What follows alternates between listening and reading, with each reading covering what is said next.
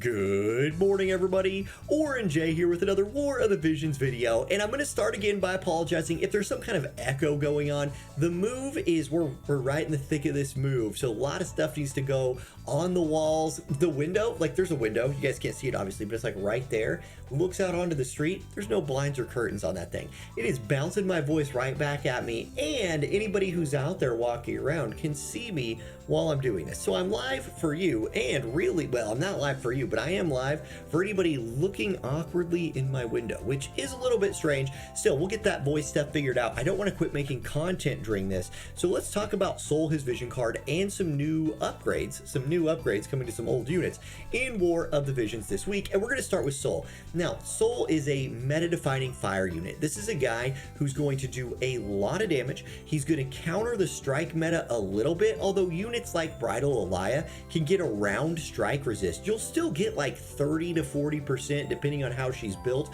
of the strike resistance you have. So if you stack a big number of strike resist, don't let people tell you that, oh, that's meaningless. No, you're still getting some kind of damage reduction. And when you're fighting those fist teams, if you can minimize the damage that the other fist units are doing and minimize a little bit of Elia's damage, that's a win. It's going to help take you over the top. And then this guy's going to bring the kind of damage that fire needs out of a mage to put those typically anti-physical units in their place, as a lot of them stack defense, not spirit. And this guy's going to penetrate spirit anyway. Let's talk about him. So here he is. Here's Soul.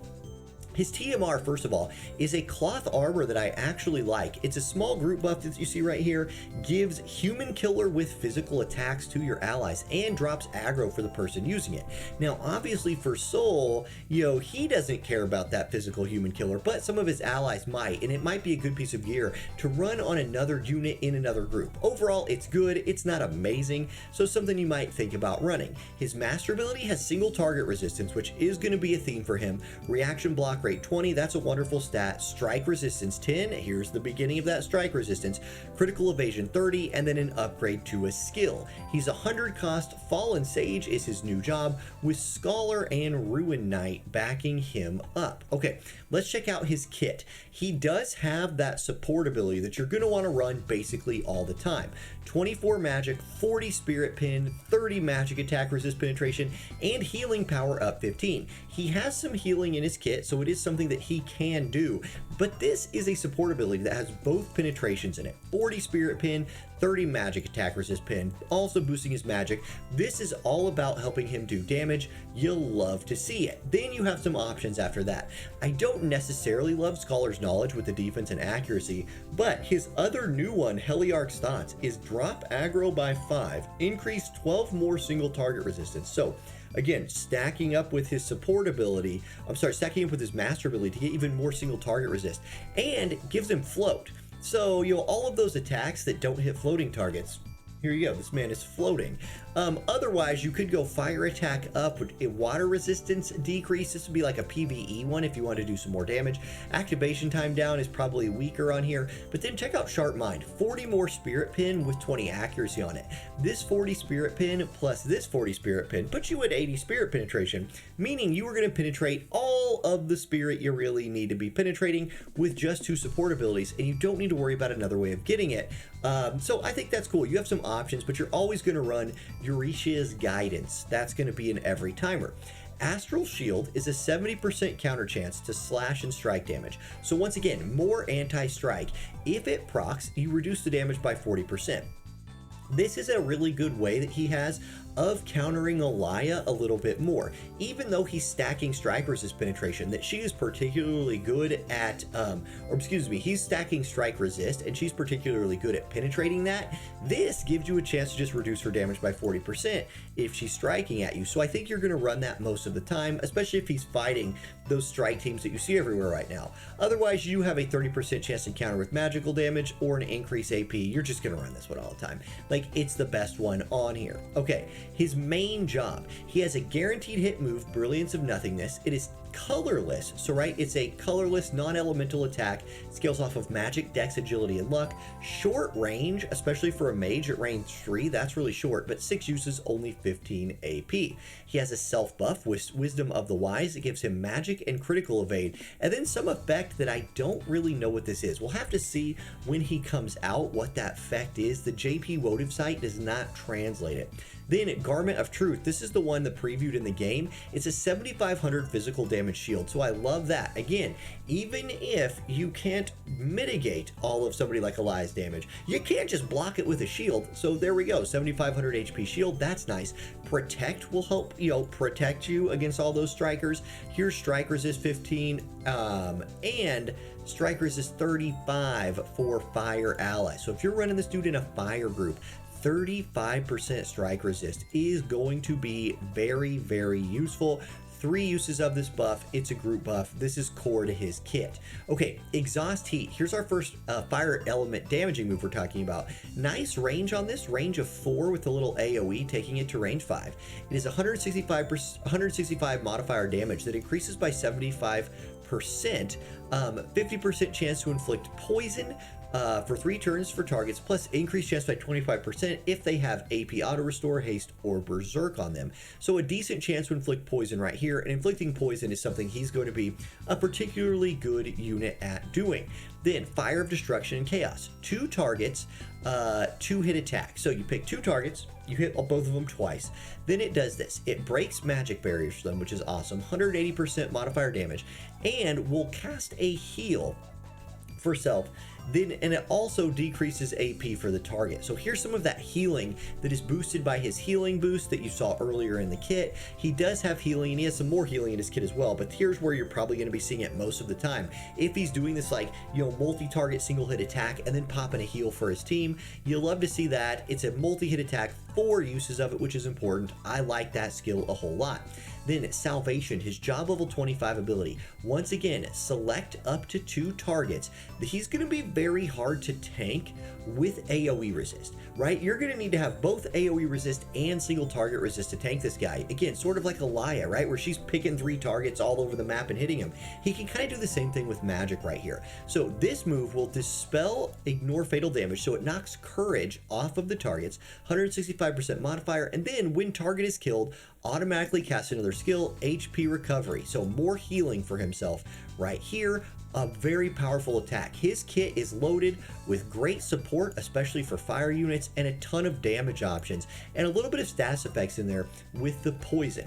Then, if you want to run Fallen Sage sub, which I don't know if it's the greatest idea, you do have access to an increased spirit penetration and magic attack resist penetration single target damage move at 185% that is colorless, non-elemental. The deal here is if you're running both spirit penetration support abilities, you don't need the 40 more from Fallen Sage, although the 40 magic attack resist pen would be nice if you're not running a TMR buff or something like that to get it from another source. So it's a decent move, but I don't know if it's worth running the sub job. Then he has a self buff right here. It's actually a heal. Drops aggro by 3, heals himself, and restores 300 CT if his HP is below 30%. So interesting buff right here. Overall, I don't know that Fallen Sage is worth running, especially when we look at like what his sub jobs are going to offer him. So Scholar gives him access to a defense debuff resistance buff, so his defense can't be debuffed, and all elemental resistance. It's fine, but I don't think you're going to run that over like a good TMR, and certainly not over his group buff. You have Magic Ball, you have Law of Destruction, which will decrease attack. Then you have this one. This is the one that I think is the big deal. Fire Summoning Camp is what it's called here. This dude has single target resist through the teeth, and that is a big way of tanking Elia, right? Lightning Elia.